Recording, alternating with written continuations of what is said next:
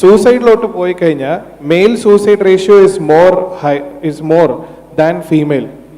അപ്പോൾ ഇതൊക്കെ എന്തുകൊണ്ടാണ് സംഭവിക്കുന്നത് ചോദിച്ചു കഴിഞ്ഞാൽ അവരുടെ ഒരു ഇൻസെക്യൂരിറ്റി.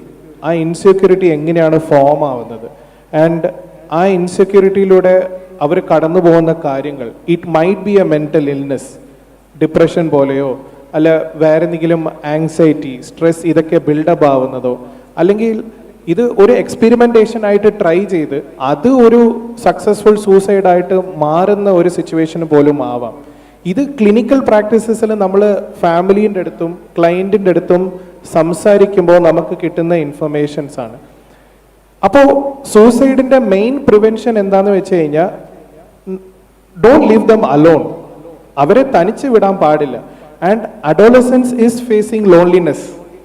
ഇവിടെയുള്ള എത്ര പേർക്ക് അങ്ങനെ ഒരു ലോൺലിനെസ് ഫീൽ ചെയ്തിട്ടുണ്ടെന്ന് എനിക്കറിയില്ല. പക്ഷേ എപ്പോഴെങ്കിലും നമുക്ക് അങ്ങനെ ഒരു തോട്ട് പ്രോസസ്സ് നമ്മുടെ മൈൻഡിലൂടെ പോകുന്ന സമയത്ത് നമുക്ക് ആരുടെ കൂടെയായിരിക്കും കണക്ട് ചെയ്യാൻ പറ്റുന്നത്. ഇപ്പോൾ എനിക്കൊരു ഫ്രണ്ട് ഉണ്ടെന്ന് വെച്ച് കഴിഞ്ഞാൽ എൻ്റെ ഫ്രണ്ടിൻ്റെ അടുത്ത് ഞാനിത് പറഞ്ഞു കഴിഞ്ഞാൽ എൻ്റെ ഫ്രണ്ട് എന്നെ കളിയാക്കുമോ? ചില സിറ്റുവേഷൻസിൽ ടീച്ചേഴ്സ് നല്ല രീതിയിൽ സപ്പോർട്ട് ചെയ്യുന്നത് കൊണ്ട് അങ്ങനെ ചില ആൾക്കാർ പറയുന്നുണ്ട്.